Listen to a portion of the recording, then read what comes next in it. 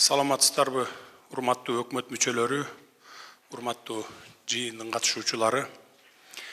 Бүгүн өкмөттүн жаңы курамы биринчи жолу баарыбыз чогулуп отурабыз.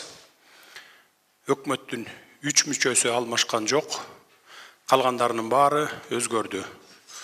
Бири-бириңиздерди таанысыздар деп ойлойм. Тааныштыруунун кажети жок болуш керек. Кворум бар экен, жыйынды баштай берели. Өкмөттүн бүгүнкү жыйынына күн тартибине 2 маселе кирди. Биринчи маселе Кыргыз Республикасынын өкмөтүнүн экономиканы турукташтыруу боюнча кыска мөөнөттүү иш-аракеттер планы жөнүндө. Баяндамачы Кыргыз Республикасынын экономика министри Мукамбетов Санжар Турдукожоевич. Экинчи маселе Кыргыз Республикасынын 2020 жылга республикалык бюджети жана 2021-2022 жылдарга болжолу жөнүндө. Кыргыз Республикасынын мыйзамына өзгөртүүлөрдү киргизүү тууралуу мыйзамдын долбоору. Баяндамачы Кыргыз Республикасынын финансы министри Мукашев Кыялбек Белекович. Күн тартибин жана жыйындын иш регламентин бекитип алышыбыз керек. Урматтуу катышуучулар, чыгып сүйлөө үчүн негизги баяндамачыларга 15 мүнөт берилет, кошумча баяндамачыга 10 мүнөт берилет, жарыш сөзгө чыккандарга 3 мүнөт убакыт берилет. Кимде кандай сунуштар бар? Сунуштар толуктоолор барбы? Жок, Сунуштар болсо айтсаңыздар болот. Анда добуш берип коюңуздар, ким макул? Каршы, жок, бир добуштан кабыл алынды. Күн тартибин бекитебиз. Күн тартибиндеги маселелерге өтөөрдөн мурда коомдук, саясий жана социалдык экономикалык абал боюнча кыскача билдирүү жасап койсом. Биринчиси, биздин өлкөдөгү коомдук саясий кырдаалдын толук турукташкандыгын билдирем. Буга чейин болуп өткөн 2 жолку революцияда мамлекетибиз бир топ убакытка чейин укуктук талаага кирбей калгандыгы эч кимге жашыруун эмес. Бул жолкуда бардык бийлик бутактары биздин өлкөдө мыйзамдуулуктун үстөмдүгү бар экендигин көрсөтүп, укуктук конституциялык талаага кыска аралыктын ичинде кайтып келди. Өлкөдөгү бийликти өткөрүп берүү процедурасы конституциялык ченемдерге ылайык тынч өткөнүн баса белгилеп кетем. Бул Кыргызстанда саясий аң сезимдин өскөндүгүн, саясий маданият калыптангандыгын далилдейт. Эми биз иштешибиз гана керек. Урматтуу жетекчилер, ушул жерде 100дөн ашык адам катышып жатасыздар. Эмне үчүн мамлекетте коомдук саясий абал өзгөрдү? Мамлекетибиздин бүгүнкү акыбалына аткаруу бийлиги гана күнөөлүү деп эсептейм. 4-октябрдагы парламенттик шайлоо буга түрткү болду. Ошондуктан бардык саясий күчтөр биригип, бир багытта иш алып баруубуз зарыл. Менин ишимдеги башкы артыкчылыктар: мамлекеттин бүтүндүгү жана тынчтыгы, элдин биримдиги жана социалдык бакубатчылыгы, экономика жана бюджет. Биз бир гана мамлекеттин өнүгүшү үчүн кызмат кылабыз. Анын аты Кыргызстан. Мен баарыңыздарды ошого чакырамын. Экинчиден, 30 жылдан бери келаткан системалуу коррупция менен күрөшүү. Бул коррупция менен күрөшүү өтө татаал болуп атат, чырмалышып калган экен. Муну өзүңүздөргө белгилүү болгондой, алдыдагы конституциялык реформаларды жасап, башкаруу системаларга өзгөртүү киргизгенден кийин гана жой албасак, азыр жоюуга өтө татаал экен. Бирок колдон келген аракетибизди жасап атабыз. Бүт дүйнө пайда тапкан бажыдан бизге эмнеге киреше кирбейт?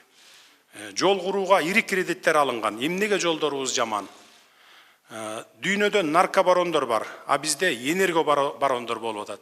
Мына Энерго холдинг биздин билдирүү жасаганыбызга 15 күндөн ашык убакыт өтүп калды.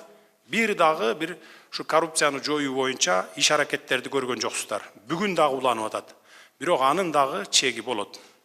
Текшерүүлөр барып, ушу макул мурдагыга көз жумсактагы кечөгүнкү күндөн баштап, ушу бийлик алмашкан күндөн баштапкысына өтө катуу жооп берип каласыздар. Биздин паспорттор кимден гана чыккан жок. Бардык чет өлкөдө, мына Россияда, башка улуттардан, башка мамлекеттердин жарандары кыргыз паспортун, ID картын жөн эле алып эле $1000, $2000 алат экен. Паспорттарды $5000 чейин сатып алышат экен. Мына ошентип бардык жак дүйнөлөргө тарап кеткен. Бул жагын биргеликте токтотушубуз керек. Албетте буга чейин мамлекетибизде бир топ алгылыктуу иштер аткарылды. Бирок бул жетишсиз. Мындан да жогорку көрсөткүчтөргө жетишибиз керек. Бирок мамлекеттик муниципалдык кызматкерлердин биринчи баскычынан тартып, башчысына чейин коррупцияга чиеленишип кеткен экен. Муну баарыбызга эле белгилүү, мунун баарын жоюшубуз керек, урматтуу жетекчилер. Элдин жаңы үмүтү катары, жаңы күч менен коррупцияга каршы баарыбыз күрөшөлү деп чакырам жана сиздерден талап кылам. Үчүнчүдөн, тармактардагы чечилбеген проблемалар. Аны чечүүнүн эки гана жолу бар. Же мыйзам керек, же каражат керек. Мыйзамдарды силер үчүн бирөө жазбайт, биз үчүн бирөө чуркабайт. Ошон үчүн сунушуңуздарды киргизип, баягындай бири-бирине карама-каршы келген мыйзамдар болсо, ошо өкмөт мүчөлөрү, жетекчилер карап чыгып, ушундай сунуштарды киргизиңиздер. 2 жылдап жатат экен сунуштар, 6 айлап жатат экен, басылып жаткан поштада материалдар абдан көп экен. Бюрократизмди токтотуш керек. Анан ошо иштөө тартибин, мисалы кат түссө 14 күндүн ичинде жооп берип, бир чечимге келиш керек. Ушуну абдан катуу сактаңыздар. Ал эми каражат түшүп туруусу үчүн туура мыйзамдарды кабыл алуубуз керек. Мен азыркы айткан ошо бири-бирине карама-каршы келген мыйзамдарды оңдоого бел байлаңыздар. Анан ал мыйзамдарды аткаруунун үстүндө баарыбыз иштешибиз керек. Урматтуу жетекчилер, азыркы учурда мамлекеттин жүгүн мойнуна алып жаткан өкмөттүн астында эки чоң маселе турат. Бюджеттин тартыштыгы, макроэкономикалык көрсөткүчтөр. Бюджет боюнча айтсам, бүгүнкү жыйында 2020 жылдын республикалык бюджетине киргизилип жаткан экинчи жолку өзгөртүүлөрдү карайбыз.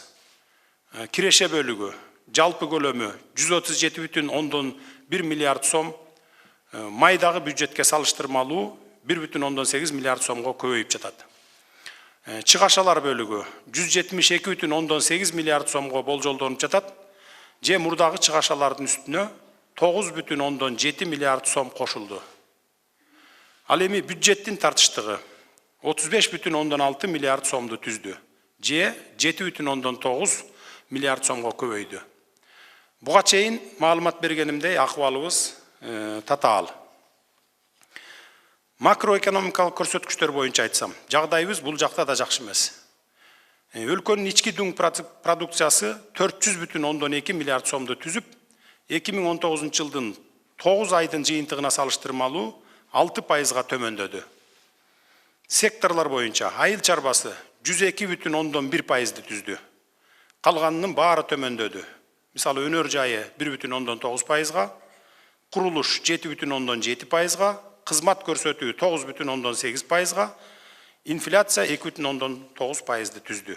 Мени экономикабыздын абалы абдан катуу ойлондурат. Биз ишибиздин натыйжасын кыска мөөнөттүн ичинде көрсөтүүгө милдеттүүбүз.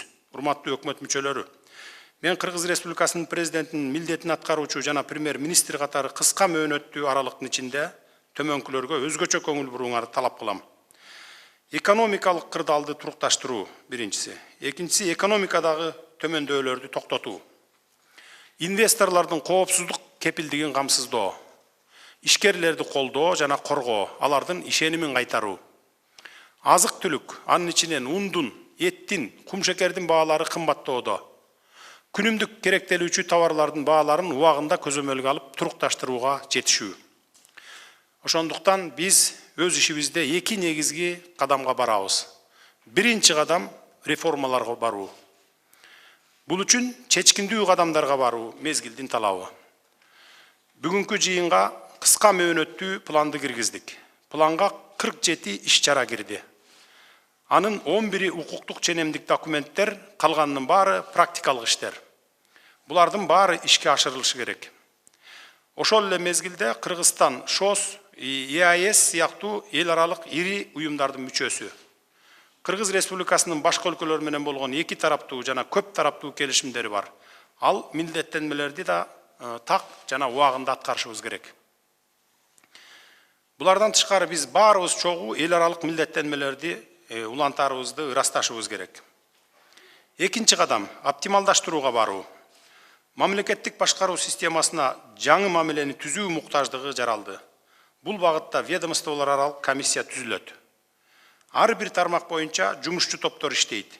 Жумушчу топтордун курамына экономиканы, технологияларды мыкты билген эксперттер, адистер, коррупцияга аралашпаган таза жаштар тартылат, атайын аянтчылар түзүлөт.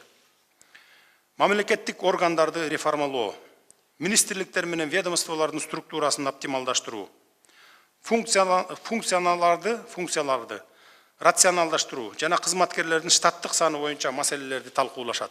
Бирин-бири кайталаган штаттык адистер баары жоюлуп, бири-бирине кошулат, азайтылат, кыскартылат. Бул боюнча бүгүнкү отурумда атайын токтом кабыл алабыз, буюрса.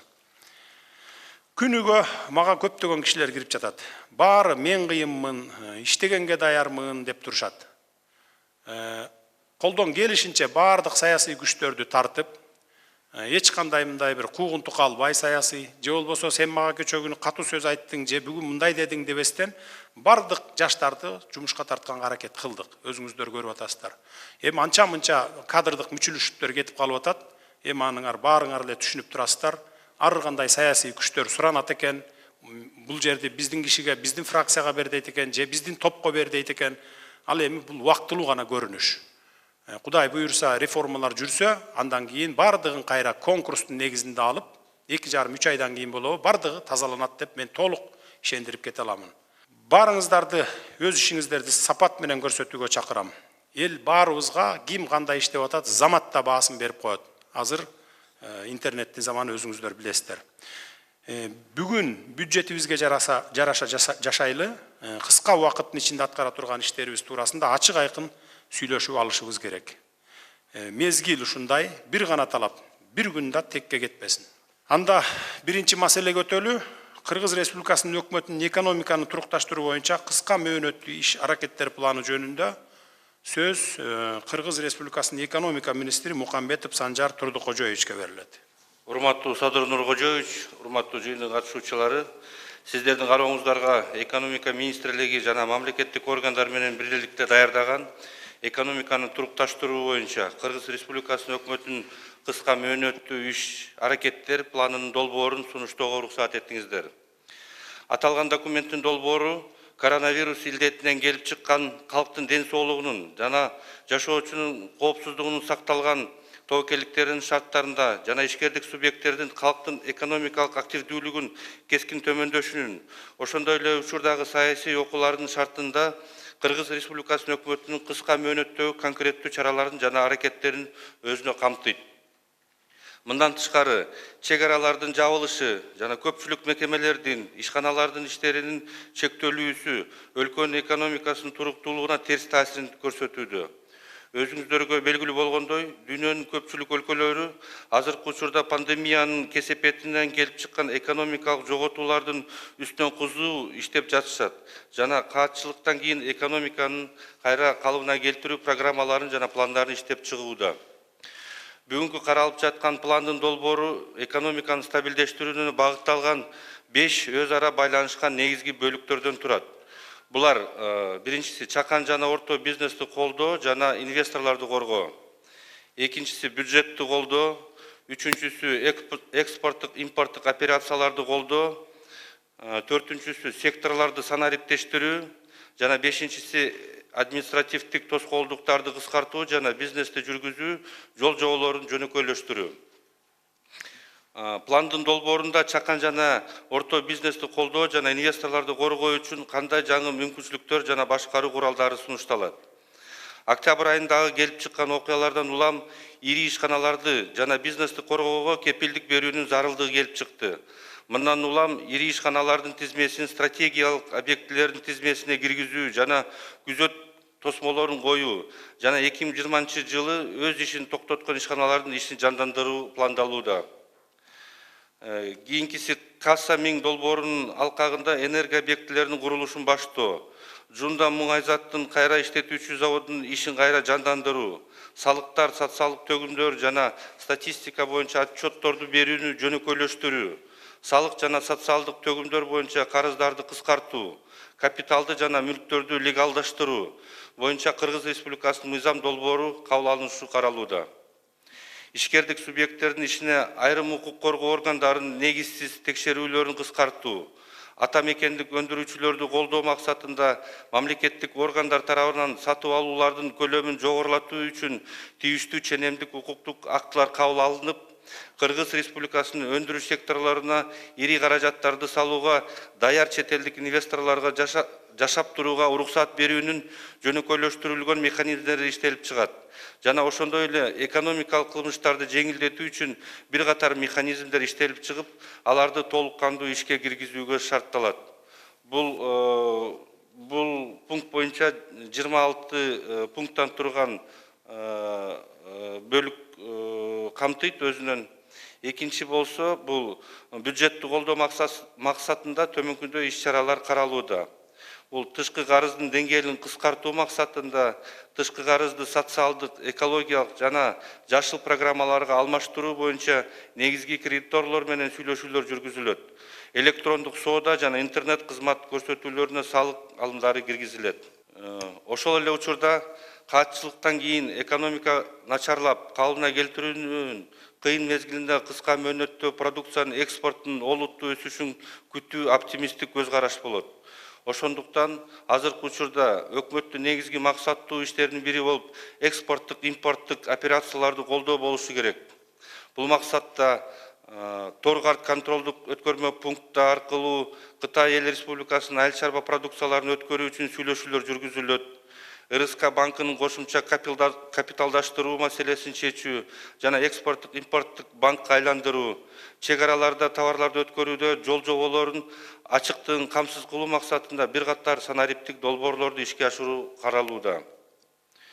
Кийинкиси бул экономиканын секторлорун санариптештирүү боюнча идентификациялоо каражаттары менен алкоголдук жана тамеки буюмдарын маркалоону боюнча пилоттук долбоордун ишке киргизилүүсү каралууда. Товарлардын улуттук каталогун киргизүү механизмдери иштелип чыгат. Төлөмдөрдү жүргүзүү үчүн заманбап NFC, мобилдик пост терминалдар методдору киргизилет. Урматтуу жыйындын катышуучулары, Кыргыз Республикасындагы салык тутумун регионалдык жана глобалдык келечекте атаандаш кылууга мүмкүндүк бербеген көйгөйлөр дагы деле бар. Дүйнөлүк банктын азыркы маалыматтары боюнча быйылкы жылы Кыргыз Республикасынын бизнес жүргүзүү рейтинги боюнча дүйнө жүзүнүн 190 өлкөсүнүн ичинен 80 орунда, салык салуу индикатору боюнча Кыргыз Республикасы 33 позиция көтөрүлүп, 117 орунда калып турат. Бул биринчи кезекте отчеттуулук жана салык төлөөнүн жөнөкөйлөтүү менен байланыштуу болот. Кыска мөөнөттөгү планда административдик тоскоолдуктарды кыскартуу жана бизнести жүргүзүү жол жоболорун жөнөкөйлөштүрүү боюнча дагы бир катар иш-чаралар пландалган. Бишкек шаарындагы салык төлөөчүлөрдү тейлөөгө көп функционалдуу борборду ишке киргизүү, Кыргыз Республикасынын салык кодексинин жаңы редакциясын иштеп чыгуу, ата мекендик товар өндүрүүчүлөрдүн колдоо максатында 4% бирдиктүү салыкты киргизүү, бирдиктүү казына эсебине социалдык төгүмдөр боюнча бардык төлөмдөрдү которуу мүмкүнчүлүгүн карап чыгуу, салыктык талаш тартыштарды сотко чейинки жана соттук стадияларда кароонун жаңы мүмкүнчүлүктөрүн түзүү үчүн Кыргыз Республикасынын мыйзамын кабыл алуу чаралары каралган. Азыркы күндүн талабы боюнча бул план ийкемдүү план болууга тийиш. Ошондуктан мен өкмөттүн бардык мүчөлөрүн ушул пландын аткарылышына олуттуу мамиле жасап, өтө чоң жоопкерчилик менен кароого чакырам. Урматтуу Садыр Нуркожоевич, дагы бир бизде сунуштар планга кирбей калды эле. Бул азыркы күндөгү пландар бул кыска мөөнөттөгү. Бирок азыркы күндө жана пайдаланын азыркы күндө кошсок, бул кийинки жылдарга өзүнүн эффектин берет эле дейм да. Ошол боюнча бир сунуштарыбыз бар эле биз экономика министрлиги катарынан. Анан ошолорду эгер эске алса, дагы бирден бир сунуштар эске албай калгандар, бирок баягы чогуу талкуу болсо, талкуу менен кабыл алса жакшы болот эле да. Эгер уруксат берсеңиздер, мен бир экөөнү айта кетсем, 2-3-тү. Бул биздеги эми каралып жаткан планга кирбей калган биздин сунушубузга токтоло кеткенге уруксат бериңиз. Алардын бири чакан жана орто бизнести айрым салыктардан жана социалдык төлөмдөрдөн жылдын аягына чейин бошотууну сунуштаганбыз. Бул 2 ай болуп атат, октябрь, ноябрь, декабрь айы.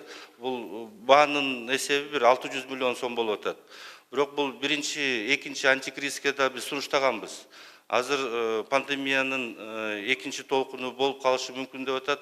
Ошого ылайык бизнеске жеңилдетүүнү караштырса дагы жакшы мүмкүнчүлүк болмок да бизнеске. Андан тышкары мамлекеттик мүлктү ижарага алган төлөмдөрдү да кечүү боюнча бул иш-чара бюджетке 15 миллион сомго турат, бирок эффектиси бир топ чоң болмок. Берилген планда каралган иш-чаралар 2020 жылдын аягына чейин каралган. Бирок менин оюмча азыр эле 2021-25 жылдарга эффект бере турган долбоорлордун ишке ашыруусун башташ керек. Ооба, калган 2 айдын ичинде биз бул жумушту бүтүрө албайбыз. Бирок биз азыр баштабасак, эмки жылы даярдоо иштери кеч болуп калат. Коронавирус пандемиясы экономикадагы көптөгөн кемчиликтерди көрсөттү. Ошондуктан андан алган сабактарды өз убагында колдонуп калыш керек. Кытай Эл Республикасынын азыркы убакыттагы электрондук коммерциянын алгачкы лидерлери болуп, көптөгөн товарлар Кытайдын Европага жөнөтүлүп жатат. Бул рыноктун көлөмү абдан чоң.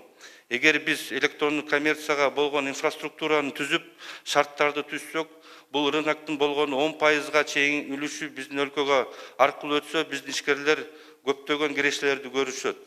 Бул электрондук коммерциянын божомолу боюнча 2020 жылы Кытай Республикасынан 6 миллиард өзүнчө пакет посылкалар өтөт. Европаны көздөй. Ошол эле Европадан Кытайга да ошондой көлөмдөр өтөт да. Эгер ушул рыноктун биз жок дегенде бир 2-3%ын алып калсак, бизде зор өзгөрүүлөр болмок. Ошол бизде келечектеги бир 10-20 жылдык жакшы база туруп калмак да. Ошондой эле азыркы эле убакытта биз электр энергиясын импорттоп жатабыз. Мында уже каралган бюджетте. Ал эми орто мөөнөттө дефицит жыл сайын жогорулайт. Экономикабызга электроэнергия тартыш болуп атат, керек болуп атат. Ошон үчүн биз Камбар-Ата бир ГЭСин куруу боюнча бир дирекция түзүлүп, азыр жана финансовый модельдерди түзгөндө бир шарттар түзүлсө деп атканбыз да. Мындан тышкары дагы бир 15 биздин сунуштар бар. Ошонун баары эгер эске алынса, жакшы бир программа болмок да. Бул жеке эле кыска мөөнөттүү эмес, бир орто мөөнөттүү бир программа болуп калмак. Рахмат. Рахмат. Сурооңуздар барбы? Кимде суроо бар? Бериңиз. Жаманкулов Марат Тургунбаевич. Рахмат, урматтуу Садыр Нуркожоевич. Менде бир суроом бар. Урматтуу Санжар Тургунбаевич, биз өзүбүздүн сунушубузду, сын пикирлерибизди бергенбиз, аны эске алындыбы? Мен чоты азыр долбоорду карасам эске алынбай калыптыр да көптөрү. Марат Тургунбаевич, биз бүт сунуштардын баарын өкмөттүн аппаратына өткөрүп бергенбиз. Ошону айтып атам да, биз сунуштаган пункттардан бир 60% кабыл алынды да, калганы кабыл алынган жок. Анда урматтуу Санжар Тургунбаевич, мен мына мисалдарды келтирип коеюн. Биз сунуш берген иш-чараларга, мисалы, мына ушу планды алсак, 5-пункт. Энди уруксат берсеңиз, расмий тилинде экен, мындай практическая реализация проекта КАСА 1000 деп турат да. Анан меры подготовка принятия соответствующих разрешительных документов, индикатор начала строительства энергообъектов, анан ответственный биринчи Минюст турат да. Мы ответственны за строительство энергообъектов в рамках проекта касса 1000, мындай логика келбеген. Марат Тургунбаевич, бул сунуш бизден келген эмес. Биздин сунуш боюнча биз Камбар-Ата 1 боюнча дирекция болчу. Чоң объекттер боюнча, анан жанагы кичине объекттер Киров суу сактагычында ГЭС куруу, Орто Токойдо, анан түштүктө бир ГЭС куруу биздин сунуш болчу. Ошо сураныч ошол эми биз өзүбүздүн сунуштарыбызды бергенбиз. Бул бүт мыйзамдын чегинде берилген сунуштар, ошол ошону биздин сунуштарыбызды эсептесеңер жакшы болот эле да. Дагы бир мисалды келтирип коеюн. Мына мисалы 18 пункт. Экономикалык кылмыштарды декриминализациясы. Ошо мерада создать механизмы отмены нормы лишения свободы по экономическим преступлениям во время досудебных мероприятий деп турат да. Биздин түшүнүгүбүз боюнча бул досудебный, аякта не вид наказания, лишение свободы это как вид наказания. Здесь, наверное, речь идет о мере пресечения заключения под стражей. Ошо формулировкаларын тоже в соответствии с УПК надо привести. Это касается вот 18 пункта. Потом дальше.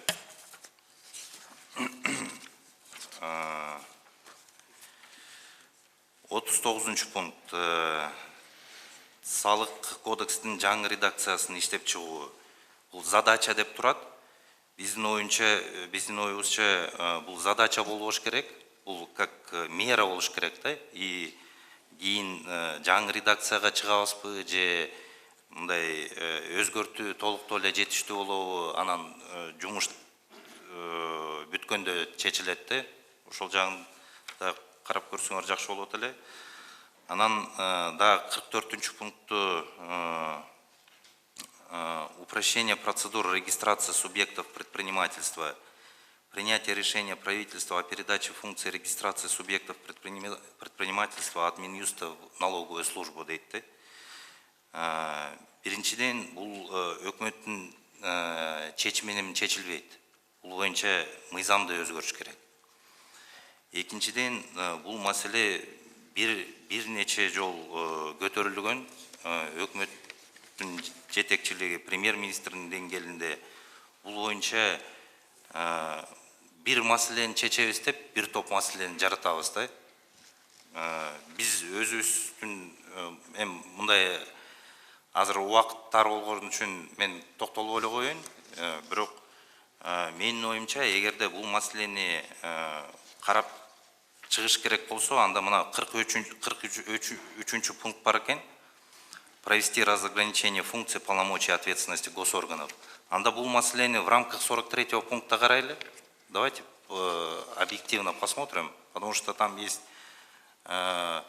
реестр юридических лиц, он единый, да, на сегодняшний день. Если мы будем сейчас разделять регистрацию коммерческих организаций и некоммерческих организаций, это приведет к разделению этой базы, это приведет к дополнительным расходам.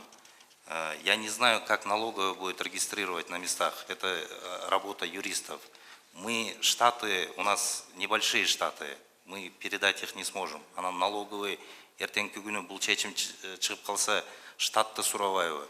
Менин оюмча, урматтуу Садыр Нуркожоевич, бул маселени мындай жакшыраак карасак жакшы болот эле да.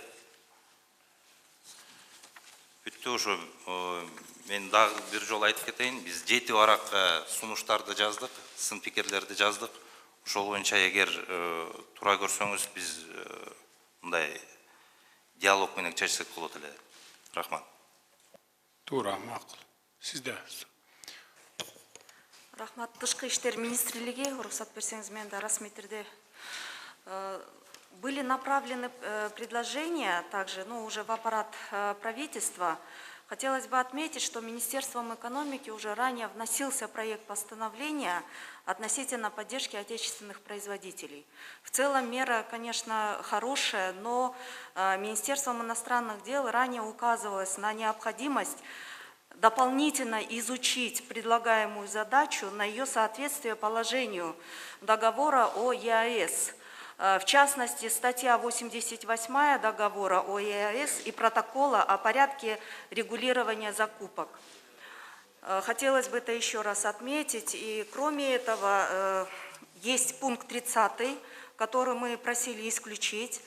Да, проблема существует, она поднимается неоднократно. Это возобновление пропуска через КПП Торугард сельхозпродукции из КНР.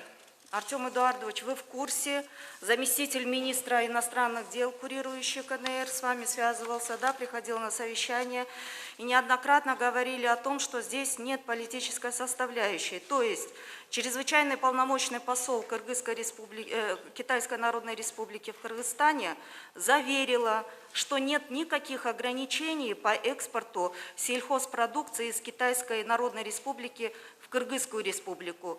И отметила, что она дополнительно связывалась по данному вопросу с заместителем начальника канцелярии по иностранным делам СУАР КНР. А здесь мера звучит таким образом, что необходимо еще раз провести переговоры с Китайской Народной Республикой. Возможно, этот пункт оставить, но, может быть, меру нужно будет изменить. Артем Эдуардович, спасибо. Да, вы совершенно правы. В ближайшее время должны состояться консультации между уполномоченными органами сторон. Тогда давайте формулировку с вами подкорректируем. Барбы сурада кимиңиздерде? Ирсалиев мырзада суроо. Саламатсыздарбы, урматтуу Садыр Нуркожоевич. Бул бизде жанагы единый казначейский счетко бардык акчаларды, каражаттардын периоддорун өткөрүү боюнча да биз өзүбүздүн сунушубуз берилди эле. Ошол да каралбай калып атат. Себеби бүгүнкү күндөгү түшүп аткан камсыздандыруу төгүмдөрүн толук кандуу биз бирдиктүү казынанын счетуна өткөрүп койсок, биздеги жанагы күнүмдүк калдыктарга түшүп аткан проценттерибиздин жоготуу коркунучу туруп атат. Биринчиден, экинчиден салык кызматы менен бүгүнкү түшүп аткан акчанын толук кандуу так ар бир кишинин эсеп счетуна түшүп аткан ишибиз дагы толук аягына чыга элек. Ошол себептен мунун или срогун жылдырып, мурунку биздин казначейство менен түзүлгөн келишим боюнча 1 январь 22 жылга чейин деп жазылды эле. Ошол бойдон калтырса, бул жылдын ичинде толук кандуу иштеп чыгып, анан киргизсек. Атак калган пункттарына биз макулдук бергенбиз. Сөз Новиков Артем Эдуардович. Рахмат Садыр Мату Медер Асенгович, по этому вопросу мы буквально вчера вечером еще раз уточняли с учетом поста. Да, там редакция этого пункта будет немножко скорректирована, не с учетом императивной нормы о передаче, а с учетом того графика, который у вас уже выстроен до 2022 года. И, пользуясь случаем, хотел бы еще, Марат Рамгабаевич, сказать по поводу регистрации юридических лиц. Вы совершенно правильно заметили, этот вопрос будет рассматриваться в рамках комиссии по оптимизации системы государственного управления, в рамках разграничения функций. Но здесь редакция тоже была скорректирована. Решением правительства будет определен пилотный проект для того, чтобы мы посмотрели в целом, как эта система может работать в отношении какого-то отдельного района или региона. Ну, мы еще обсудим это вместе с вами и с налоговой службой. Спасибо, Артем Эдуардович. Просто Сөз суроо берүү үчүн Бердалиев Бакыт Чырмашбаевичти. Саламатсыздарбы, урматтуу Садыр Нуркожоевич, урматтуу жыйын катышуучулары. Биз жанакы аэропорт манасты жеке өнөктөштүккө берүү боюнча бул жерге кирип калыптыр. Биз өзүбүздүн сын пикирлерибизди бергенбиз. Бул боюнча дагы бир карап чыксак. Себеби бул мурунку өкмөт менен карап чыгып, бул жерде аэропорттун жанакы кеңеш, директорлор кеңеши менен дагы буну макулдаш керек болчу. Муну алынып коюлуптур бул боюнча, бул маселе. Рахмат. Дагы кимде суроо бар? Сөз суроо берүү үчүн Кадырбеков Нуржигит Кадырбековичти. Assalamu alaikum, урматтуу Садыр Нуркожоевич. Экономика деген бул кийген кийим, жашаган үй, жеген тамак, бирок адамдын жан дүйнөсү, жаны бул маданиятта. Ошон үчүн сиз бая приоритеттүү багыттарыңызды айтып кеттиңиз, урматтуу премьер-министр. Ошого маданиятты көтөрүүндө кошуп койсоңуз абдан ыраазы болот элек. Сиз нарыкты салтты билген адамсыз. Бул биринчиден. Экинчиден, азыр эми бизде бир топ маселелер бар да. Мына мисалы кинотеатрлар жылына 100 миллиондон киреше берет эле. Азыр эми общепит иштеди, кафелер, ресторандар иштеди, тойлор болуп атат, коомдук транспорт иштеп атат. Ошол эле иш-чаралар өтүп атат, бирок эмнегедир кинотеатрлар токтоп турат. Ушул маселени да батыраак чечели. Анткени бул деле бизнес, канча адамдар иштеп атат, киреше табат дегендей. Анан маданият жаатына келгенде эле жанагындай каражат табыш кыйын болуп атпайбы? Мисалы азыр мына 2 драм театрыбыз, бирөө 64 миллиондон ашыгыраак смета менен ремонт болуп аткан. Орус драм театры менен Кыргыз драм театры. Экинчиси 200 миллиондон ашык. жылуулугун үзүп койгонбуз, кайра калыбына келтирбесек, эмки жылы миллиарддан ашып кетет. Ошону чечип берсеңиздер жакшы болот эле.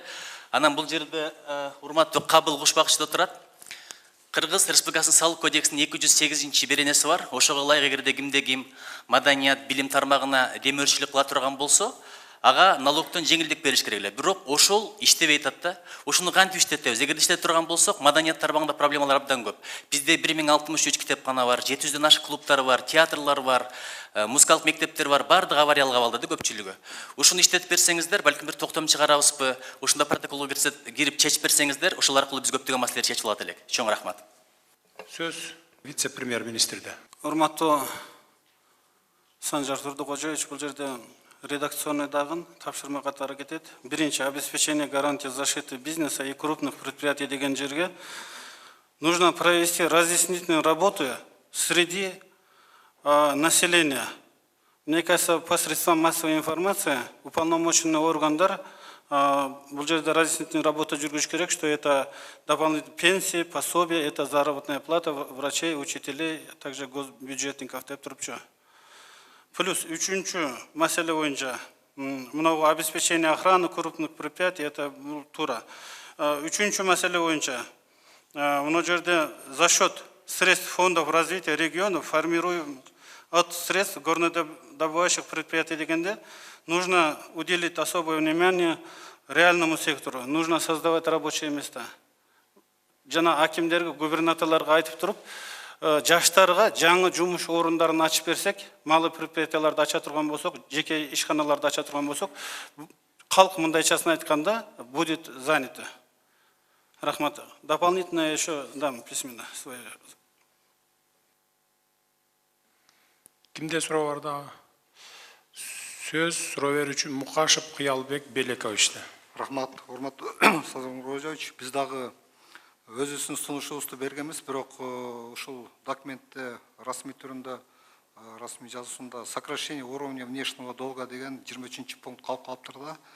Биз азыр донорлор менен сүйлөшүп атабыз, сокращениеге макул боло элек, ушуну пролонгация деген сөз менен алмаштырып коюңуздарды сурабыз да. Пролонгация боюнча бүгүн иштер жүрүп атат, 4 жылга чейин льгота алганга биздик ушул мүмкүнчүлүктөр бар. Рахмат. Сөз сизде. Саламатсыздарбы, Садыр Нуркожоевич, Саламаттык сактоо министрлиги. Санжар Турдукожоевич, бизде да бир 13-чү пункт боюнча бир маселе бар эле, бул жерде орусча жазылып калыптыр. Отбор частного партнера для проектов ГЧП в сфере здравоохранения, таможенной логистики, образования и спорта. Ответственный деп туруп, биринчи Саламаттык сактоо министрлигин, анан ГТС и дальше. Регламент боюнча биринчи ким турса, ал общий ответственный жоопко берет да. Бул жерде бардык эмеге Саламаттык сактоо министрлиги жооп болуп калыптыр да, поэтому регламент боюнча ошол карап койсоңуздар. Экинчиси, 15 декабрга деген бүгүнкү күндө биз ушул ГЧП боюнча компьютер томография боюнча иш алып барып атабыз. Жаңы эле биз тендер документтер даярдадык да, 15-ине биз жетише албай калышы мүмкүн да. Мүмкүн болсо 30-на жылдырып берсеңиздер сураныч. Рахмат. Түшүнүктүү. Сөз суроо берүүчү Токтогазиев Тилек Мурсалиевичте. Саламатсызбы? Менде ушул бир суроо бар эле да, азыр ошо эртең менен жаңы эле ошо Кайынды кант заводуна барып келдик, аяктан абалды менен таанышып келдик. Ошол жерде азыркы учурда 150 миңге жакын киши мындай ошол тараптан киреше булактары табылат экен да. Анан аябай бир чоң көйгөй жаралайын деп калыптыр. Бул жанакы темир жол тарифтери боюнча азыркы учурда мурун 16 жылга чейинки тариф менен эле 5253 сом менен бир вагон берилчү экен. Азыркы учурда болсо орточо 28750 сом менен каралып атыптыр. Бул болсо 4 сом 33 тыйынга 1 килограмм кумшекер кымбаттаганга жол берет экен да. Ошондуктан менде сураныч, ушул булардын 5 жылдык ушундай бир кредити дагы бар экен заводдун. Бул отраслга жооп бере турган завод болуп атат. Биякта ошо 150 миң киши кирешесин таап атат. Эгерде бул завод ушундай уланып кете берсе, жанакы темир жол тарифи 28 миң сом менен бекитилип калса, бул завод өзүнүн ишмердүүлүгүн токтотконго барып калышы мүмкүн экен да. Ошондуктан сураныч, бул транспорт министрлик менен кошо, экономика министрлик менен кошо ушул 5 жылга 5250 сомдук ошол эски 2016 жылкы тарифти бекитип берсеңер деген суранычта. Анткени аябай мындай көйгөйлүү маселе экен. Азыр тариф бекитиле экен, ошону бекитип берсек жакшы болот эле. Түшүнүктүү. Бүгүн саат 5-те ушул боюнча кеңешме өтөт экен, ошого келип катышыңыздар. Маданият министрлиги сиз дагы чакырылып турсаңыз келип катышып коюңуз, жана суроолоруңуздар боюнча чечип аласыздар. Дагы кимде суроолор бар? Сөз сизде анда. Саламатсыз, эмгек жана социалдык өнүктүрүү министрлиги Саткачы Адиев Каныбек. Саламатсыз, урматтуу Садыр Нуркожоевич, урматтуу жыйындын катышуучулары. Биз да сунуштарды берген болчубуз. Сиздерге белгилүү болгондой, ушу коронавирустун биринчи толкунунда биз бүткүл дүйнөлүк банк менен биргеликте 50 миллион кредит, анын 50% грант болгон алганбыз. Биз бул толук жогорку кеңештен ратификациядан өтүп, аппарат президентке жөнөтүлгөн. Бирок азырга чейин ал колго келип чечиле элек маселе болуп турат. Сиз банктын условиясы менен биз буну 6 айга ошол пандемия учурунда аз камсыз болгон үй бүлөлөргө кошумча 300 сомдон жана ошондой эле жумушсуз калган жарандарга 900 сомдон кошумча төлөп беришибиз керек эле. Биз муну 1 ноябрдан деп азыр карап атабыз. Проект постановление бардыгы өкмөткө кирген. Андан тышкары ошол проекттин негизинде аз камсыз болгон үй бүлөлөргө 100 000 сомдон социалдык контракт төлөп берүү менен аларды ошо аз камсыз болгон жагдайдан чыгаруу жолу да каралганда. Бирок ушул маселе дагы бул жерде краткосрочный немеде жок экен, биз бергенбиз. Жана ошондой эле урматтуу Садыр Нуркожоевич, бул маселе дагы чечилбей ошол указга кол коюлбой турат да, ушул маселени да бир карап берсеңиздер жакшы болот эле. Түшүндүм. Мен жана айткандай, ошол басылып жаткан каттардын арасында жатса керек сиздики. Азыр ушул кеңешмеден кийин кириңиз, мен карап баарын ошону көтөртүп, алып келдирип, анан кийин чечим кабыл алабыз. Бир чечим кабыл алып беребиз. Барбы дагы кимиңиздерде суроо бар? Суроо Семетеев, Кадыржан Эргешевичте суроо берүү үчүн. Навигационный пломб бизден транзит өткөн жүктөр боюнча тыкыз көзөмөл жүргүзүү боюнча бул дорожный карта эмеде да көргөзүлгөн 20-жылдын акырына чейин болчу. Азыр сиздер муну декабрдын 15-ине чейин коюп атасыздар. Евразийский комиссиянын аяктарда проект карап, кийинки жылдын 1-кварталына срок исполнения жылдырып атышат. Ошого биз дагы 1 декабрга эмес, ушу кийинки жылдын 1-кварталына койсок, ошолор менен төпкөлөнөт эле да. Рахмат чоң. Рахмат. Барбы суроо? Сөз суроо берүү үчүн вице-премьер-министр Сурабалдиева Эльвира Сыргалбековна да. Рахмат, Садыр Нуркожоевич. Билим берүү министрлиги биякта отурат.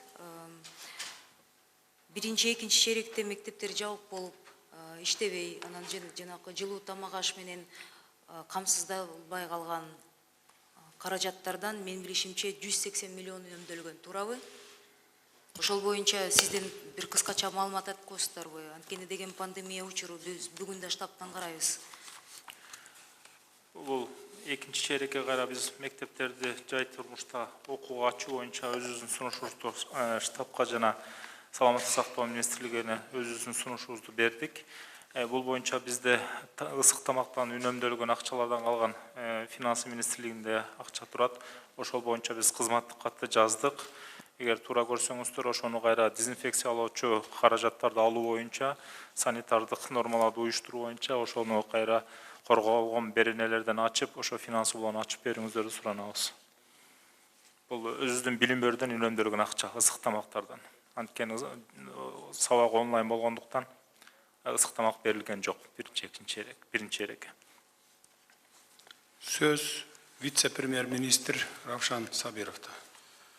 Урматтуу мына бажы кызматынын төрагасы, бүгүн мына Дордой базарында, ири базарларда Кыргызстандын товарлар келбей жаткандыгына байланыштуу ишкерлер бүгүнкү күндө бизге мындай кат түрүндө кайрылып жатышат. Ушул нерсени абдан чоң бир көзөмөлгө алыш керек. Алардын профсоюз комитеттери менен чогуу сүйлөшүш керек. Кандай кылыш керек? Бул нерселерди тез жөнгө салбасак, жолго салбасак, бул нерсе жаңы жылга чейин абдан бир чоң проблемага айланышы мүмкүн. Ошол нерсени көзөмөлгө алсаңыздар. Рахмат. Барбы суроо берүүчүлөр да? Жок болсо анда менде суроо бар. Сизге экономиканы турукташтыруу үчүн бүгүнкү көрүлүп аткан чаралардан сырткары кандай дагы чараларды көрүшүбүз керек? Санжар мырза, ток өтер жерин кыска нуска кылып айтсаңыз. Дагы кандай чараларды көрүшүбүз керек? Эми урматтуу Садыр Нуркожоевич, бизде 3 антикризистик программа кабыл алган. Пандемиянын учурунда азыр мына кыска мөөнөттүү деп айтып атабыз. Бул чаралардан тышкары мен ойлойт элем, биринчиден бул санариптештирүүнү тереңдетүү керек, аны илгерилетүү керек биринчиден. Экинчиден электрондук коммерция. Бул биздин келечектеги бир 20 жылга толук кандуу бир өзүбүздүн дүйнөдөгү өзү ниша болуп калышы мүмкүн да. Анан максималдуу мега проекттерди ишке аштырыш керек. Бул бизде энергия тартыш болуп атат жыл сайын. Мына биз уже 800 миллионго да калып атабыз карызга. Хотя биз 15 миллиард киловатт жылына көбөйтүп атабыз. Экономикабыз өсүп атат, жылына энергия керек болуп атат. Ошон үчүн камбарата бирди батыраак жылдырыш керек. Андан тышкары мега проекттерден бул темир жол Кыргызстан, Өзбекстан, Кытайга. Бул дагы биздин инфраструктураны электрондук коммерцияга өсүшүнө бир түздөн-түз шарт түзөт. Анан ирригация, чоң маселе ирригация. Бул ирригациянын программасы бизде 5 жылда камтыйт. Муну бул 5 жылдык эмес, 2 жылдык программа кылып, каражаттап, эртерээк бир жылына жок дегенде 7-8 миң гектар ишке киргенде кылып мүмкүнчүлүк түзүш керек. Эгер мындай кыскача болсо, ушундай мен сунушту айтып элем. Жакшы, сиздин баяндамаңызда бир суранычтарды айтып кеттиңиз. Чакан жана орто бизнести салыктардан бошотуу боюнча деп. Муну тиешелүү мекемелер менен, органдар менен отуруп кеңешкиле. Эгерде ошол мүмкүн болсо, биздин күчүбүз жетсе, бирок мен көзүм жетпей турат, бүгүн бюджетибиз тартышта. Кийинки отурумга алып чыксаңыздар болот. Камбарата боюнча сүйлөшүүлөрдү жүргүзөбүз буюрса ал боюнча. Суроолор жок болсо анда мен протоколдук тапшырманы кабыл алаардан мурда долбоорун мен тапшырмаларым бар эле, шулар боюнча айтып кетейин. Финансы министрлигине республикалык бюджеттен каржылануучу бардык социалдык милдеттенмелер, пенсия, айлык акы, жөлөк пул жана башка социалдык төлөмдөр толук көлөмдө өз убагында төлөнүүсүн камсыз кылгыла. Ишкердик субъекттерди каржылоо программасын ишке ашыруунун алкагында экспортко багытталган ишканаларга, чакан жана орто ишкерлерге жеңилдетилген кредиттерди берүү жагы күчөтүлсүн. Ага ички жана тышкы булактардан финансы каражаттарын тартуу боюнча ишти күчөтүүнү жана өз убагында каржылоону камсыз кылыңыз. Экономикага зыян келтирбегендей кылып, мамлекеттик карыздан кутулуунун жолун изилдеп, концепция киргизгиле. Сунуштарыңыздарды киргизиңиздер. Саламаттык сактоо министрлигине башкы маселе ковид биринчиси бизде, билесиз. Коронавирусту алдын алуу, дартты аныктоо жана дарылоо иштери боюнча активдүү чараларды көргүлө. Элге жогорку сапаттагы медициналык кызматтарды көрсөтүү камсыз кылынсын. Электрондук саламаттык сактоо процесси аягына чыгарылсын. Баштапкы медициналык жардам берүүнүн иши өркүндөтүлсүн. Мындан сырткары кече мен министр менен сүйлөшүп бир тапшырма бердим элем. Ковидке каршы күрөшүүдө кандай медикаменттер керек, ИВЛ аппараттары керек, жана эмне бардыгы ошол керектүү нерселердин тизмесин түзүп, биздин россиялык коллегияларыбызга жөнөткүлө деген тапшырманы бергенмин. Бүгүн кечинде алып келип менин столума бериңиздер, бир карап коюп туруп, анан тез арада жөнөтөлүк. Сүйлөшүүлөр болду, Кудай буйрса жакын арада жардам беребиз деп сөздөрүн беришти. Ушуну тез арада аткарыңыз. Айыл чарба багытындагы тапшырмалар. Айыл чарба багытында 5 орган иштейсиздер. Урматтуу министр мырза, министрлик, 3 агенттик. Токой агенттиги, жер агенттиги, суу агенттиги и ветеринардык инспекция. Сизге биринчи тапшырма. Айыл чарба продукциясынын сапатын жетиштүү көлөмдү камсыздоо. Биринчи сапатын көрсөтүү, анан жетиштүү көлөмдө камсыздоо. Кайра иштетүү. Өзүбүздү камсыздагандан кийин анан экспортко чыгаруу. Менимче ошол өзүбүздү камсыздагандан деле ашпайт болуш керек, бирок карап көрөсүз. Экинчи тапшырма. министрликтин ишин башкарууну жакшыртууну кайра карап чыккыла. Бирин кайталаган функцияларды талдап сунуш киргизиңиз кыскартуу боюнча. Үчүнчү тапшырма.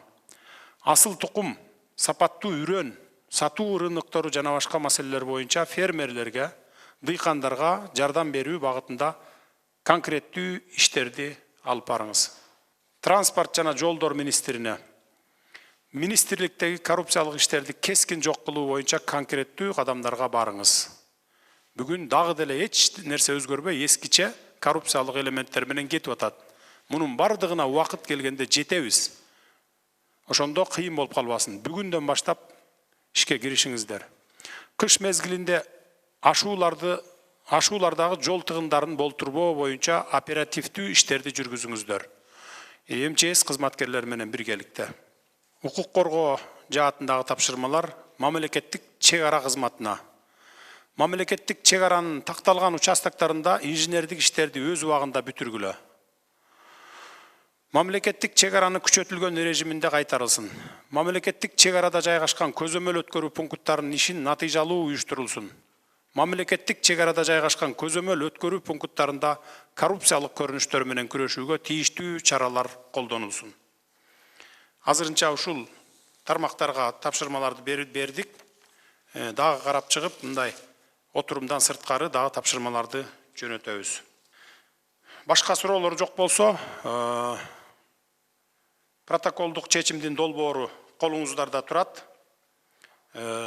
Анда ошо жогоруда айтылгандарды эске алуу менен, кошумчаларды эске алуу менен протоколдук чечимдин долбоорун бекитүүнү добушка коем.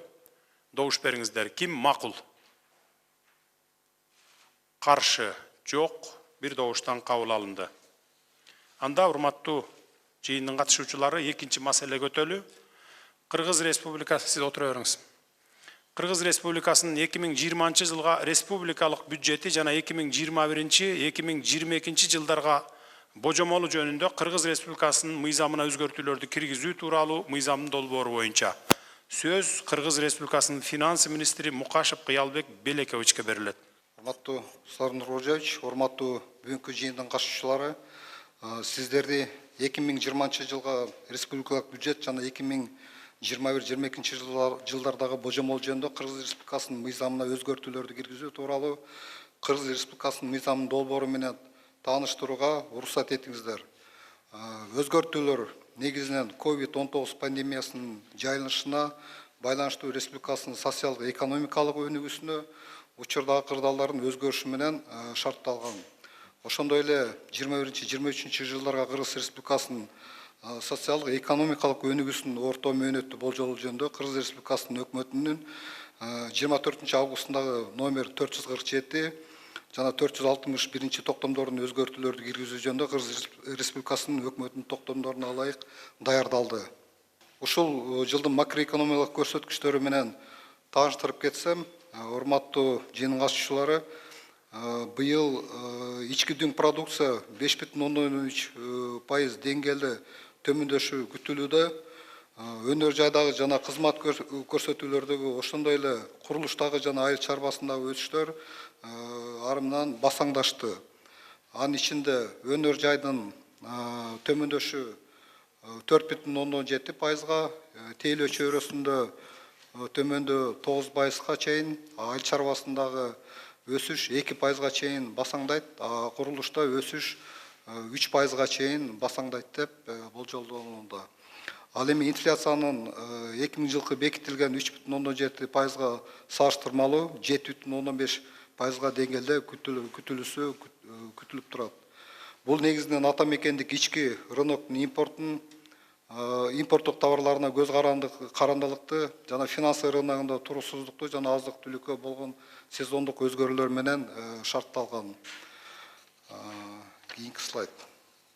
Сиздерди 2020 жылдын такталган республикалык бюджетинен жалпы параметрлер менен тааныштырып кеткенге уруксат бериңиздер.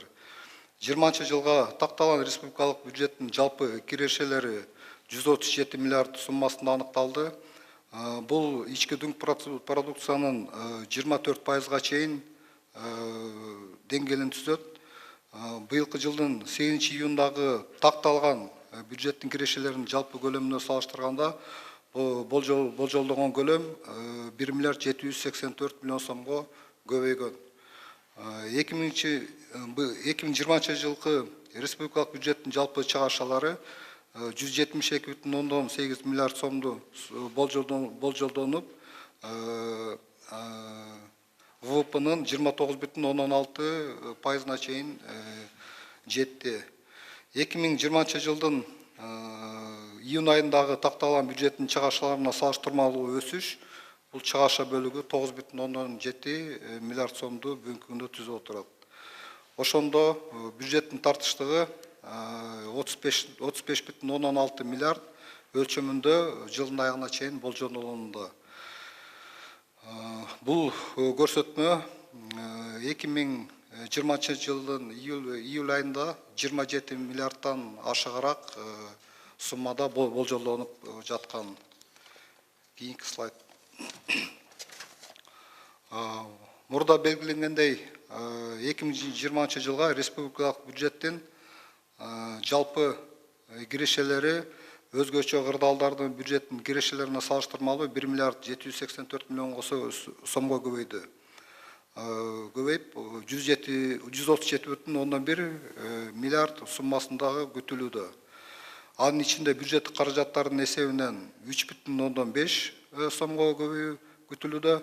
Атайын эсептердин саны 256,8 миллион сомго азайды. Ал эми мамлекеттик инвестициялардын каражаттары 1 миллиард 1,4 миллиард сомго азайган.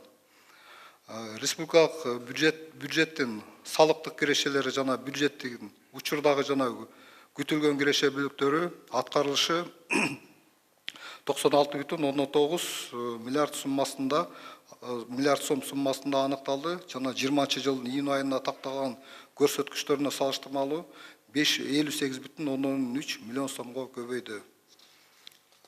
Кийинки слайдты койсоңуз.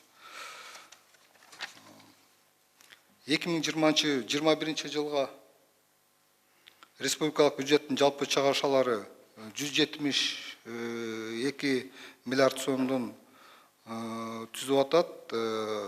Ал эми июнь айындагы өзгөртүүлөргө салыштырмалуу чыгашалар 9,7 миллиард сомго көбөйүүдө. Анын ичинде учурдагы чыгашаларга эмгек акы, коммуналдык кызмат, көрсөтүүлөр, мамлекеттик карыз төлөө сыяктуу чыгашалар кирет. Бул болсо 143,9 миллиард суммасын өлчөмүндө болжолдонууда, же болсо 3,8 миллиард сомго көбөйүп атат. Мындан тышкары мамлекеттик башкаруу секторунун башка бирдиктеринде гранттарга, социалдык фондко, трансферттерге, ошондой эле теңдөө гранттарына жана максаттуу трансферттерге 38,6 миллиард сом каралууда. Бул июнь айындагы такталган бюджеттен 2 миллиард 1,1 сомго көбүрөөк. Мындан тышкары капиталдык салымдар, имараттарды жана курулмаларды капиталдык оңдоо жана жабдуулар жана транспорт каражаттары, ошондой эле мамлекеттик инвестициялар каражаттарын камтыган негизги фондко чыгашалар бүгүнкү күндө 28,9 миллиард суммасын болжолдонууда. Бул болсо 2 миллиард 2,1 миллиард сом биринчи такталган бюджетке салыштырмалуу азыраак болуп эсептелинет. Кийинки слайд. Кийинки слайдта көрсөтүлгөндөй 2020 жылга республикалык бюджеттин параметрлер динамикасы төмөнкүдөгүдөй. Июнь айындагы такталган бюджетке салыштырмалуу жалпы киреше 1,7 миллиард сомго көбөйгөн. Ошол эле учурда кирешелердин өсүшү бюджеттин кирешелеринин өсүшүнө карай төмөн болгондо, ошол учурда айткандай эсептен түшкөн кирешелер 256,8 миллион сомго азайган. Мамлекеттик инвестициялар боюнча кирешелер 1,4 миллиард сомго кыскарган. Кирешелердин кыскарышы негизинен жеке сектордо колдоо долбоорун кээ бир проектлердин токтошунун негизинде азайган. Республикалык бюджеттин чыгашалары 9,7 миллиард сомго көбөйгөн. бюджеттик каражаттар боюнча чыгарышалар 3,5 миллиард сомго өсүш болгон. Ал эми атайын каражаттар боюнча чыгарышалар 3,29 миллиард суммасында көбөйүшү байкалууда. Ошондой эле мамлекеттик инвестициялардын бир катар долбоордун чыгарышалары 2,18 миллиардка сомго көбөйгөн. Ошентип бюджеттин тартыштыгы 7,9 миллиард сомго өсүүдө. Урматтуу жыйындын катышуучулары, 2020 жылга республикалык бюджеттин чыгарышаларынын өсүшүнүн сальдосы менен токтолуп уруксат этиңиздер. Бул болсо июль айындагы кабыл алган бюджет менен азыркы такталып аткан бюджеттин ортосундагы айырмачылыктарды көрсөтүлөт. Бул жерде медициналык дары-дармектер жанагы кызматкерлерге компенсациялар 1,6 миллиард сомго өскөн. Бул жанагы июнь айы менен азыркы бюджеттин айырмасы.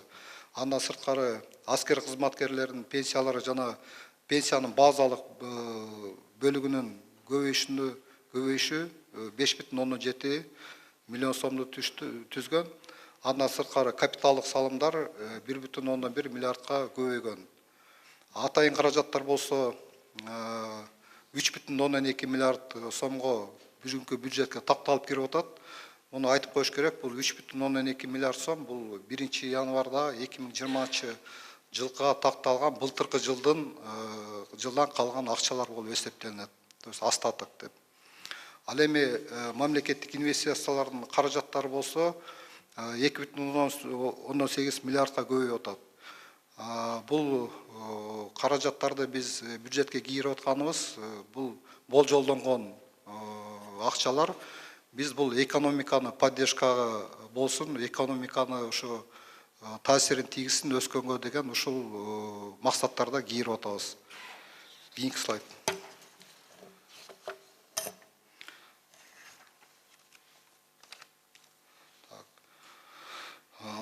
Урматтуу жыйындын катышуучулары, Кыргыз Республикасынын мамлекеттик карыздын өлчөмү тышкы карызы менен ички карыздарды кошкондо 4,18 миллиард АКШ долларын түзөт. Болсо 378 миллиард сомго барабар. 86,16% мамлекеттик тышкы карыз бул 4,11 миллион АКШ долларын жолсу 328 миллион сомду түзөт да. Бул слайдта көрсөткүдөй жана мен айтып кеттим. Биринчи маселени карап атканда дагы биз бүгүнкү күндө Париж клубу менен жанагы донорлор менен түздөн түз сүйлөшүүлөр жүргүзүп атабыз. Бүгүнкү күндө 4,1 миллиардка чукул сом акча каражатын ушу пролонгация кийинки жылдарга жылдыруу боюнча келишимдер азыр каралып атат. Бул болсо быйыл эмдиги жылкы бизге льготный период болот, то есть биз төлөбөйбүз, кийинки 3 жылда ошол быйылкы жылган акчабызды төлөп беребиз. Ошол акча бүгүнкү жасалып аткан жумушубуз ушу биздин экономиябыз 4 миллиардтан ашык каражатын биз быйыл төлөбөй турабыз деген ушундай чечимге келип атабыз. Кийинки слайд.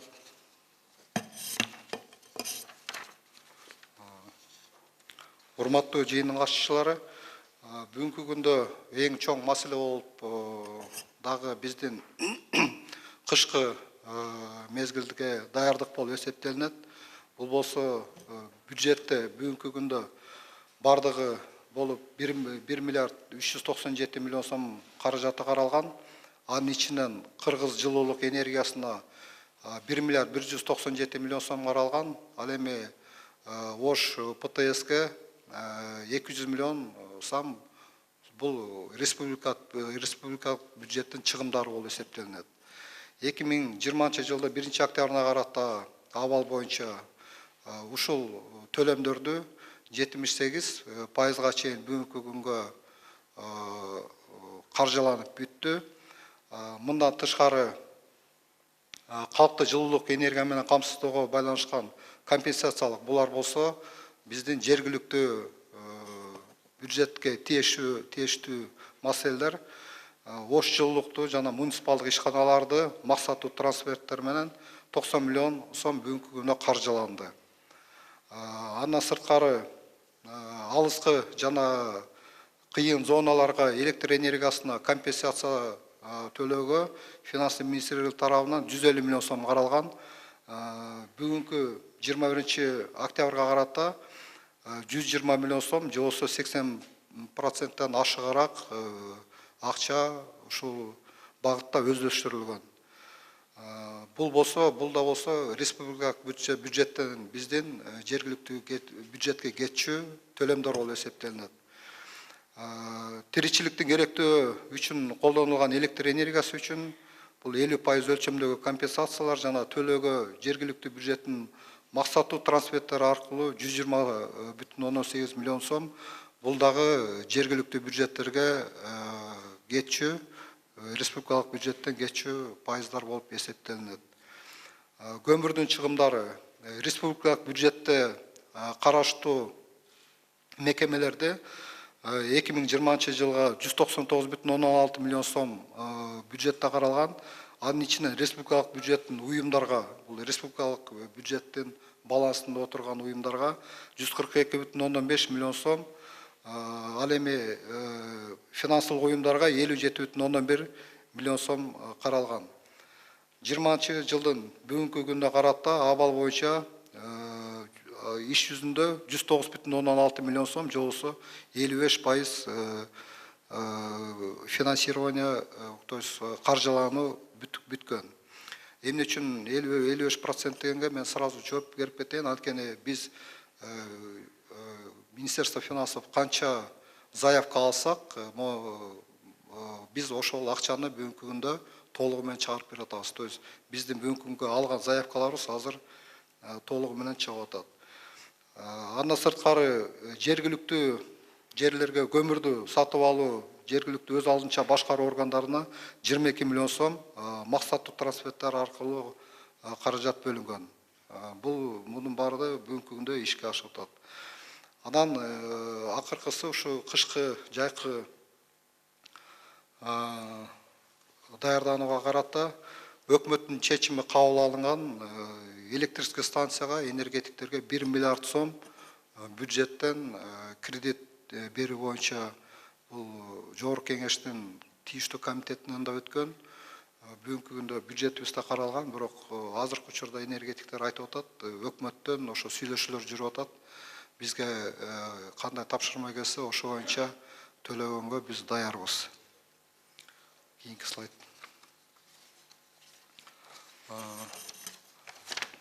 Урматтуу Садыр Нуркожоевич, урматтуу коллегалар, анан эң негизгиси биз да көрсөтүп кетет эле бүгүнкү ковидке каршы күрөшүүдө акча каражаттары кандай талапта жана кайсы дары-дармекке кетип атат. Республикалык бюджеттин каражатынын бардыгы 6 миллиард бөлүнгөн, бул республикалык бюджеттен. Ушул жылдын 27 октябрына карата абал боюнча 4,18 миллиард каражатын каржылап бүттүк. Же болбосо 1 миллиард 1,12 миллиард сомду бүгүнкү күндө жылдын аягына чейин биз каржылайбыз деп турабыз. Буларды кайсы багыттарга кеткени дары-дармектер, жана жылуулуктар, медициналык жабдуулар, компенсациялык төлөмдөр, тамак аштар, жаңы ооруканаларды күтүү жана башка чыгымдар. Ошентип бүгүнкү күндө биздин аткарылган жумушубуз 4,18 миллиард сомду түздү. Буюрса ушул жылдын аягына чейин биз министрликтер менен да сүйлөштүк, өзүбүздүн графигибизди койдук. ФОМС жанагы саламаттык сактоо министрлиги менен иштерди алып барып атабыз багытта. Андан сырткары, урматтуу коллегалар, донорлордун каражаттарынын эсебинен быйыл кандай бизге акча түшкөн, ошол боюнча да маалымат берип кетсем, бул бюджетти пандемияда башталганда 4,15 миллиард ушул донорлордон акча түшөт деп эсептегенбиз. Анын Дүйнөлүк банктан 21,1 миллион доллар дегенбиз, же болбосо 1,17 миллиард сом. Азия өнүктүрүү багынан 1,6 миллиард түшөт деп пландагабыз. Жана Ислам өнүктүрүү банкынан 15 миллион доллар же болсо 1,2 миллиард сом түшөт деп болжолдогонбуз. Бүгүнкү күндө сатып алуулардын планы ошого 4,5 миллиард деп бөлүштүрүлүп, бирок иш жүзүндө сатылып алынган жана төлөнгөн акчалар 583 миллион гана сомду түздү. Демек, бул акчалар дагы калган бөлүгү өткөрүлгөн тендерлерге жана тийиштүү сатып алууларга жана жараша ошол биздин 583 миллионду кандай пайдаландык отчетту бергенден кийин калган 3,9 миллиард 4 миллиардка жакыны донорлор тарабынан каралат да.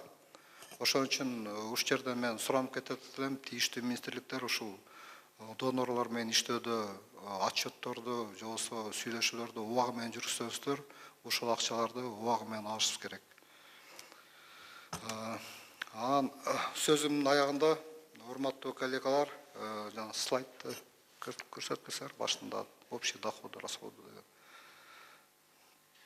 Бизде общий доходы, расходы. Жок, кийинкине. Урматтуу коллегалар, кийинки слайдты. Бул жерде биздин кичине рисктер болуп атат. Рисктер айтып кетишим керек. Анткени барыңыздар билесиздер, биздин өкмөт башчыбыз дагы бардыгыбыз министрликтер иштеп атабыз. Азыр жана 100 миллион доллар боюнча Орусия мамлекетинен келип ошол күтүлүп атат. Где-то 8 миллиард сом ошо биздин бюджетке чыгаша жана киреше жагына эсептелип калган. Ошол акчаны биз бүгүнкү күндө күтүп атабыз. Андан сырткары салык кирешелери боюнча бизде таможнядан түшкөн акчалар ошо тобокелге түшүрүп атат. Бүгүнкү күндө планын 9 айда 9 миллиардка чейин выпадение болду да, и жылдын аягына чейин 7 миллиардка чейин азаюу болжолдонуп атат деп айтылып атат. Биз менен сүйлөшүүлөр жүрүп атат, бирок ошол эле учурда айтып атабыз. Биз Сардор Нургулович өзүңүз тапшырмаңызды бергенсиз, ошо өзүбүздүн ички булактарды биз бүгүнкү күндө жылдын аягына чейин толук чыгарышыбыз керек деген. Биз ошонун үстүндө иштеп атабыз. Буюрса ошо акчаларыбыз түшүп калса, жанагы берилген тапшырмалардын баарын толугу менен ошо бюджетибизде аткарып кетебиз деп ишендиребиз. Андан сырткары бүгүнкү күндө түшкөн акчанын баарын ички булактарыбызды, соцфондду, пенсияны, пособияларды кечиктирилбестен толугу менен төлөнүп атат. Октябрдын айын жаап атабыз, уже жыйынтыктап бүтүп калдык. Рахмат сиздерге. Сурооңуздар болсо жооп бергенге даярмын. Рахмат докладыңызга. Барбы сурооңуздар? Кимде суроо бар? Так, сиз Ажикеев мырза. Рахмат, Садыр Нуркожоевич. Кыялбек Белекевич. 2020 жылдын бюджетін өзгөртүү жана токтолуусуна өзгөчө кырдаал министрлигине 31.11 статьясында 37 миллион сом бар эле. Бул кап строительствода. Ошону мына азыр Садыр Нуркожоевич айткандай, корголгон биринелерди сөзсүз аткаруу боюнча ушу 31.11ден 272 статьяга которуп берсеңиз. 31.11де бизде 37 миллион, 277-ге 23 миллион керек. Ошондо 14 миллион сомдук разницаны республиканский бюджетке калып кете берсе, бизге могу 23 миллион дегенибиз бул поднаем жильяга, бул аябай курч маселеде азыркы маалда турат. Рахмат. Сөз сизде, шайлоо комиссиясынын төрагасында. Саламатсыздарбы, урматтуу Садыр Нуркожоевич, урматтуу Кыргыз Республикасынын өкмөтүнүн мүчөлөрү, Кыялбек Мукашевич, биз өзүңүздөргө белгилүү болгондой 24 октябрда 2021 жылдын 10 январына мөөнөтүнөн мурда президенттик шайлоону Борборлук шайлоо комиссиясы дайындаган. Ошого байланыштуу чыгымдардын сметасындагы Борборлук шайлоо комиссиясыны бекиткен. Бул шайлоо конституцияга жана конституциялык мыйзамга ылайык 3 айлык мөөнөттө өтүш керек. Демек ушул 3 айга чыгымдардын сметасы бекитилип, жалпы сумма 549 миллион 161 миң сомду түзөт. Анын ичинде 347 миллион 992 миң сом ушул 20-жылга каралыш керек.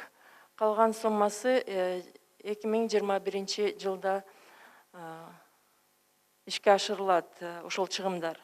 Ошого байланыштуу биз маалымат бергенбиз, эсептөөлөрдү Каржы министрлигине дагы өткөрүп бергенбиз. Анан ушул азыркы каралып аткан мыйзамга өзгөртүүлөрдү киргизүүдө дагы ушуну эске алууну сунуштап суранат элек. Маалымат үчүн ушул 347 миллион сомдун 211 миллиону бул ушул жылдагы биздин бюджетте каралган каражаттарынын калдыгында бар. Демек 147 миллион 992 миң сом ушул азыр каралып аткан мыйзам долбооруна киргизүүнү биз сунуштайт элек. Рахмат сурооңузга. Биз сиздерди менен ушул өзүңүз айтып кеткен цифраларды тактаганбыз.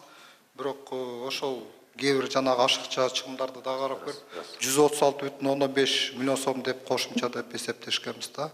Сиздин финанстер менен ошондой иш жүргүзгөнбүз. 136,5 биз жана астаттыктын үстүнө кошуп берип атабыз.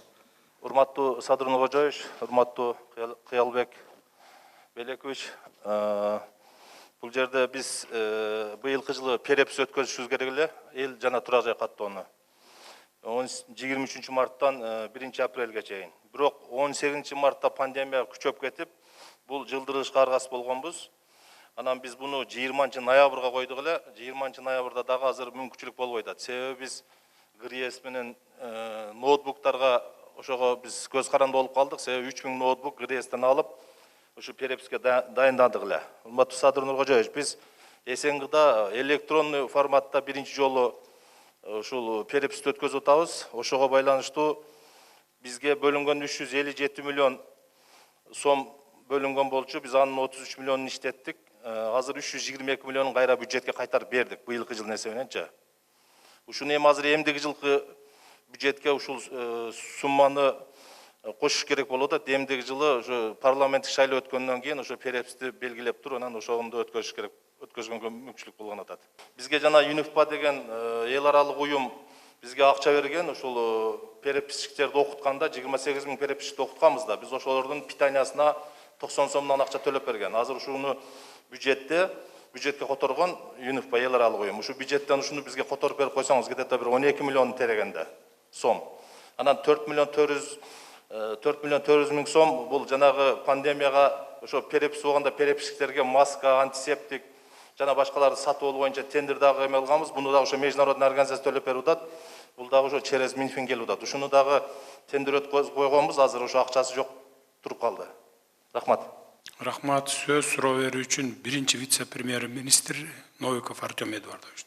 Рахмат, Садыр Нуркожоевич, урматтуу өкмөт мүчөлөрү, урматтуу жыйындын катышуучулары. Кыялбек Белекович, когда мы смотрели бюджет, у нас встал вопрос о эффективности расходования средств международных партнеров по развитию. И перед общественностью мы тоже говорили о том, что мы дадим полную информацию, сколько было привлечено средств в этом году и на какие цели они потрачены. Можете сейчас рассказать? Артем Эдуардович, как раз в 6 часов у вас будет совещание, да? Вот по вопросу мы бы хотели там некоторые моменты обсудить, но при этом мы сейчас то, что заложено было 14 миллиардов сомов именно вот на поддержку предпринимательства, мы за счет внутренних источников мы выделили 2,6 миллиардов сомов. Остальные запланированы 11 миллиардов сомов извне, то есть за счет доноров, мы сейчас отрабатываем. Мы думаем, где-то, если даже не 11 миллиардов будет, где-то вот 7-8 миллионов сомов мы до конца постараемся до конца года. Уважаемые коллеги, вы видите, что ситуация с бюджетом достаточно сложная, и Большие выпадения были по линии фискальных органов в связи с сложившейся ситуацией с пандемией, коронавирусной инфекцией, с последними событиями. Но, тем не менее, у фискальных органов сохраняются большие резервы по выполнению доходной части бюджета. Кабыл Кужбакович, вот в 2019 году вам передали функции по контролю за оборотом алкогольной продукции. Сейчас только по официальным данным спиртовые заводы используют порядка 15% производственных мощностей. И это при том, что в этом году многие производители перешли на выпуск антисептиков и так далее. Алкогольные заводы работают на 25%. При этом органы статистики дают постоянно рост увеличения потребления. У таможенной службы тоже есть большие компоненты. Я думаю, что, уважаемые фискальные органы, вам нужно внимательно еще раз посмотреть внутренние резервы и предложить действенные механизмы по пополнению доходной части бюджета. Каил Бекбекович, в целом по бюджету у нас складывается такая ситуация, что мы вынуждены ежегодно социальные обязательства закрывать за счет внешних источников. Это неприемлемая ситуация. Нам необходимо с вами выйти на то, чтобы все социальные обязательства государства, гарантии по выплатам пенсий, пособий и так далее, мы могли закрывать, исходя из налоговых доходов. А внешние поступления должны использоваться на развитие экономики и на реализацию программ развития. Внесите эти предложения в следующий бюджет. Да, мы как раз вот по проекту 2021 года мы вот и планируем немножко поменять стиль формирования нашего бюджета, то есть ориентир сделать на те доходы, которые мы получаем из внутренних источников.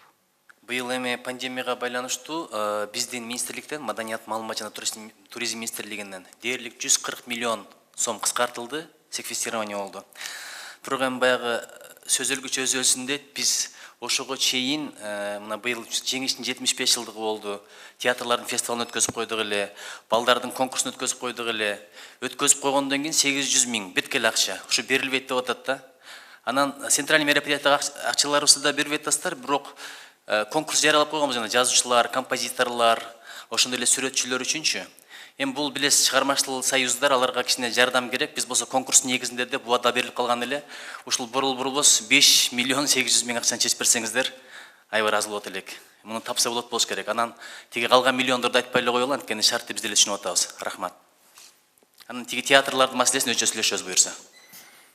Рахмат. Башка эч кимде суроо жокпу? Анда суроо, менде суроо бар. Кышка даярдык боюнча акча каражаты жетиштүү бөлүнгөнбү?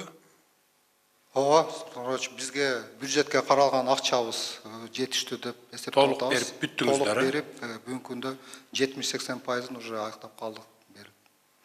Анан дагы жумуштар бар, ошону жанагы айтып кетпедимби, энергетиктер азыр жана кредит боюнча чечсе, канчасын топливо алат, канчасын импорт кылат, ошону күтүп атабыз, решение, өкмөттүн решениясы. Экинчи суроом, салык инспекторлору менен бизнес менен экөөнүн ортосундагы контактыны кантип жокко чыгаруу болот?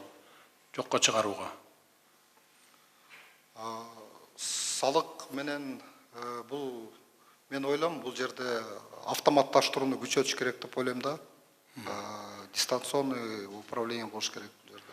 Сизге 15 күн мурун бир тапшырма берилди эле, онлайн закуп боюнча, бардык министрлерге киргизүү боюнча. Бүгүнкү күндө болгону фуги киргизиптир, калганыңарда эч ким кирбей келатат экен.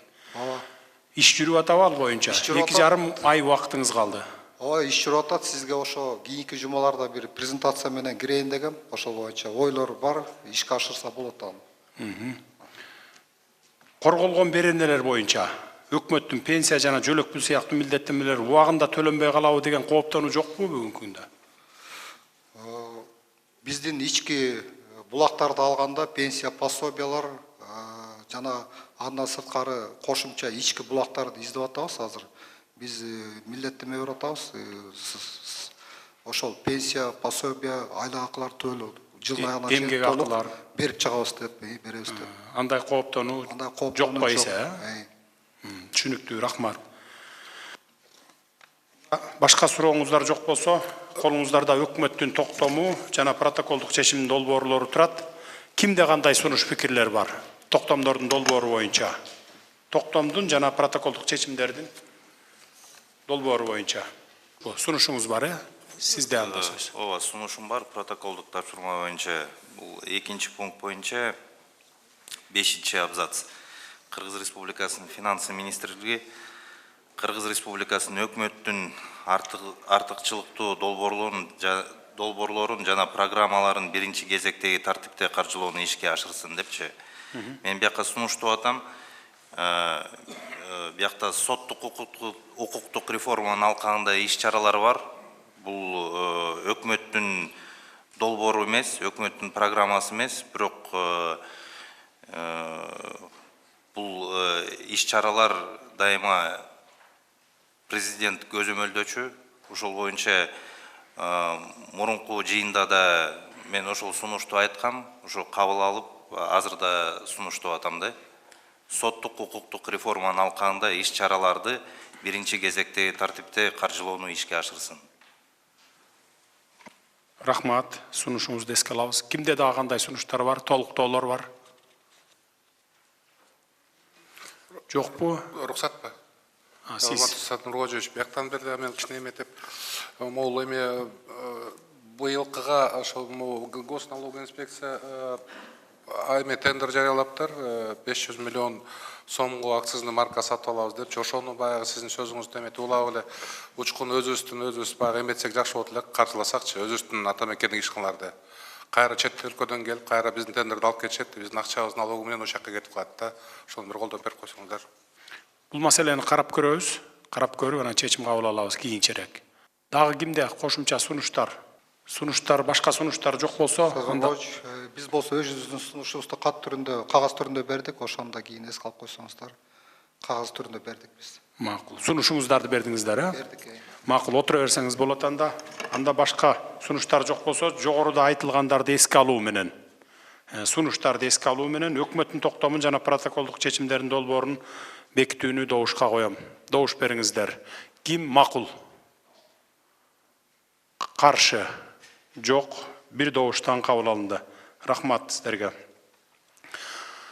Урматтуу өкмөт мүчөлөрү, жыйынтыктап жатып, өзгөчө көңүл буруучу маселелерди дагы бир жолу эсиңиздерге сала кетейин. Кышка даярдыктар боюнча биринчи. Министрлер, жетекчилер, өкмөттүн облустардагы ыйгарым укуктуу өкүлдөрү, акимдер, бир дагы графиктен артта калуулар болбосун. Бишкекте, Ошто жана башка бардык аймактарда жылытуу системалары 100% даяр болсун. Ар бир региондогу көмүрдүн баасы, запасы, сатылуучу пункттар боюнча коомчулукка жума сайын маалымат берилип турсун. Электр энергиясы, газ үзгүлтүккө учурабасын. Экинчи, коронавирус боюнча Саламаттык сактоо министрлиги, ФОМС, жергиликтүү өз алдынча башкаруу органдары вирустун күч алуусуна каршы даярдыктарга өзгөчө көңүл бургула. Учурда бир күндө 500-600дөн жаңы учур катталып жатат. Ковид боюнча кандай жагдай болсо да даяр болуубуз керек. Ооруканалардын, күндүзгү стационарлардын кабыл алуу жөндөмдүүлүгүн, дары-дармек запастарын, аппараттардын иштешин, жеке коргонуучу каражаттардын жетиштүүлүгүн катуу көзөмөлгө алуу зарыл. Дагы бир жолу текшерип чыккыла. Каражат маселеси токтоосуз толук чечилсин. Айрыкча фарм компаниялар кайсы дарыны качан, канча көлөмдө алып келери боюнча толук маалыматтар болуп турсун. Монополияга каршы агенттик дары-дармектердин баасы бардык аймактарда бүт аптекаларда бирдей коюлушу боюнча катуу иштерди жүргүзсүн. Тийиштүү вице-премьер министрлер өзүңөр тейлеген тармактын ишин катуу көзөмөлгө алгыла. Бирок кандайдыр бир вирус чыкса, медицинаны кыйнап, дүрбөлөңгө түшпөй, саламаттык сактоо жаатында кардиналдуу өзгөрүүлөргө заманбап медицинага барышыбыз керек. Анын негизи элдин иммунитети болот. Бизде адамдын колу тийип бузулбаган табиятыбыз бар, экологиябыз жооп берет. Биз улуттук иммунитетти көтөрүүнүн үстүндө иш алып барсак болот. Бул багытта кийинчерээк буюрса сөздөр болот. Ушуну менен бүттүк. Башка сөз болбосо жыйынды жабык деп жарыялайм. Рахмат келип катышып бергениңиздерге.